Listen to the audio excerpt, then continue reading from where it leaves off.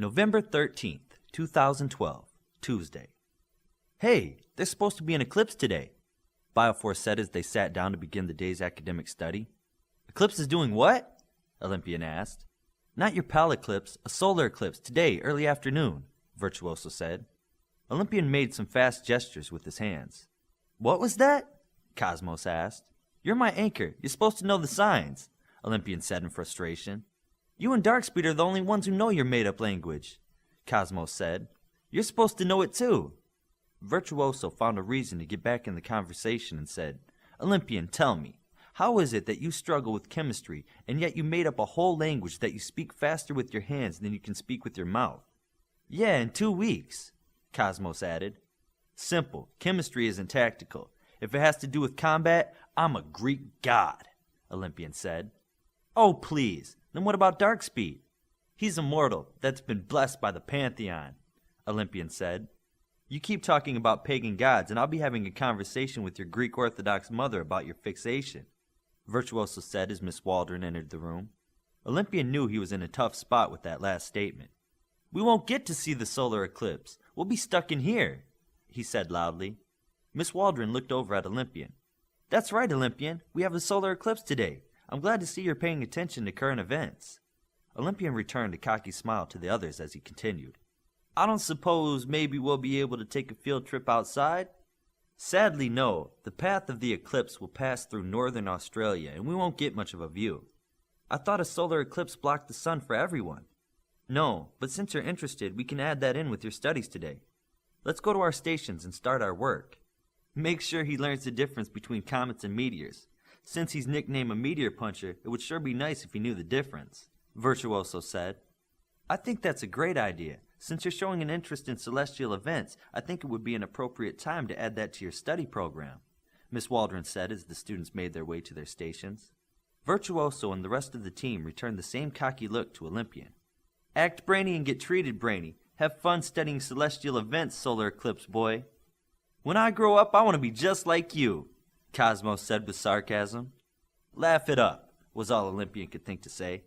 Connor showed up at his appointed time and quickly started speaking. Darkspeed, how was the team today?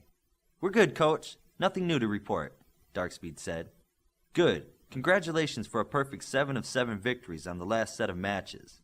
Our next seed starts in 1.5 weeks, so combat class will be starting a half an hour earlier. That will give you an extra half an hour of free time for a bit. I finally have something for you on the telepath front, Virtuoso. I have the person most qualified to teach you telepathic and mind-reading skills here today. That is good news. When can I start? Since her time is very valuable to the HU, I've decided to excuse you from my time here for the next 4 weeks. Seriously? Serious as a heart attack. For the next 4 weeks, your only obligation after 1500 is matches when they resume. I want you to spend as much time as possible with her. That means leaving the lab rats behind for a while. Well, Virtuoso was looking for a bright side to not seeing her friends in the lab. At least I finished our new costumes before starting this new training. Our costumes are done? Darkspeed asked. I was going to show them to you tonight. When? Connors asked. After dinner, but it can wait. No, I want to see them too. I'm sure your new tutor would like to see them also. Where is she? Connors raised his voice slightly and said, Amunette, please come in. First team watched as a slightly built woman walked into the classroom. Her complexion was a creamy dark tan with exotic African features. Amunette's hair was straight, black, shiny, and long. She looked mature but showed no outward signs of aging, an odd mix of age and youth. This is Amunette. She's worked for the HU for some time, and she's our only telepath and mind-control brain with the 10+ rating in each, Connor said. I'm very pleased to meet all of you, Amunette said in an odd accent. That sounded like an Egyptian accent or something close to it, Cosmos thought. His mind raced to make some kind of connection from Amra to the person that was now in front of him. We're pleased to meet you also, Darkspeed said for the team. Amunette has access to the first team dorm, just like I do. Virtuoso, spend as much time with her as you can. You're excused, Connor said. What time would you like me to give out the costumes? Virtuoso asked. Make it 2000 and I'll be there, Connor said. Come now, I have a great deal to teach you, Amunette said as she extended a hand toward Virtuoso. Virtuoso walked from the front of the room and gave her hand to Amunette, who pulled it close and walked her out of the room. "Tell me what you hope to learn," she said as they walked out the door. Connor started teaching class as they left. Combat class finished early at 1900, and the teams were off for the evening. First team cleaned up quickly and made their way down to the cafeteria for dinner. "Where's Saber?" Darkspeed asked as he looked around at the other alphas eating. "He's not down here yet," Greco said. "When you see him, let him know I was looking for him." "Sure." Cosmos cleaned and hurried to the cafeteria only to be beaten again by Glimmer. Cosmos barely had time to get dressed, and she looked like she had her hair done before he arrived. "Man, is that girl fast," he thought to himself. "I saved a seat for you," Glimmer said. "I see. Do you use a normal blow dryer on your hair?" "What makes you ask that?" "You're always so quick to get here, and you look like you spent time on your hair. I just wanted to know how you did it." "Light makes heat. I'm my own hairstylist. I have the small application of my power down to a science, remember?" "I get it. How have the photon sessions been going?" Cosmos asked. "Excellent. 6 months ago, I was rated at a 5 with my light powers, and now I scored my first 8 this morning," Glimmer said with pride. "This morning? Before morning exercises?" "Photon keeps odd hours. He told me I would have to stick to his schedule for extra time." "That kind of stinks. Still, that's a great improvement in 6 months." "Nothing like your 6 months of improvements," Glimmer flattered Cosmos. Cosmos thought for a moment.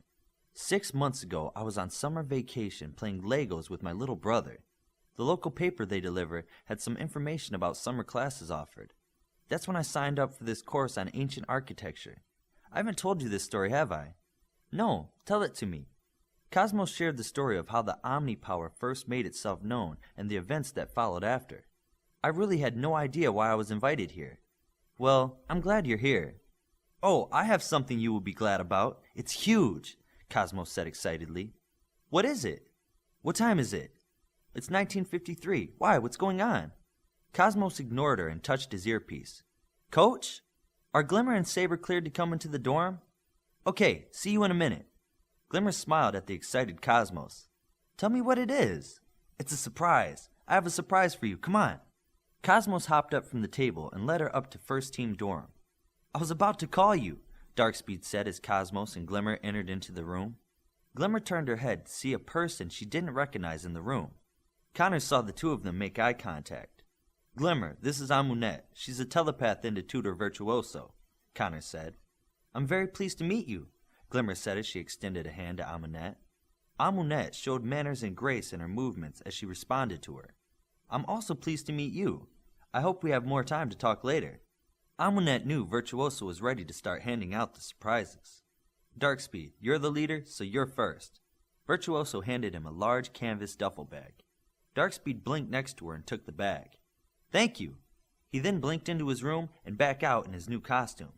Darkspeed stood in front of them in his professionally designed costume. His armor was now more closely tapered and fit together much better than his earlier uniform.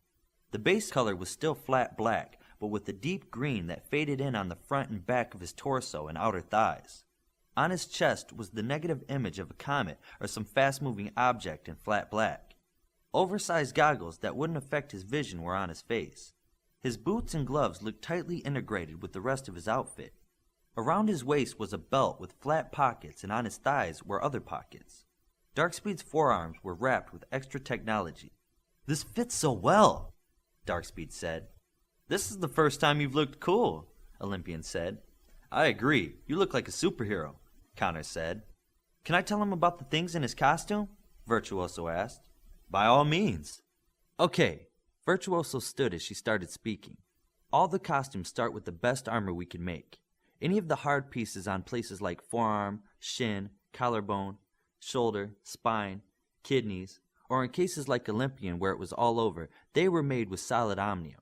The undermaterial that covers the whole body is made of reactive nanomail that stiffens on outside impact. Only Cosmos has energized liquid armor under omnium. If Darkspeed reaches behind his neck and pulls up his hood, Virtuoso motioned for him to pull his hood up and over his head. "You want me to seal it?" Darkspeed asked.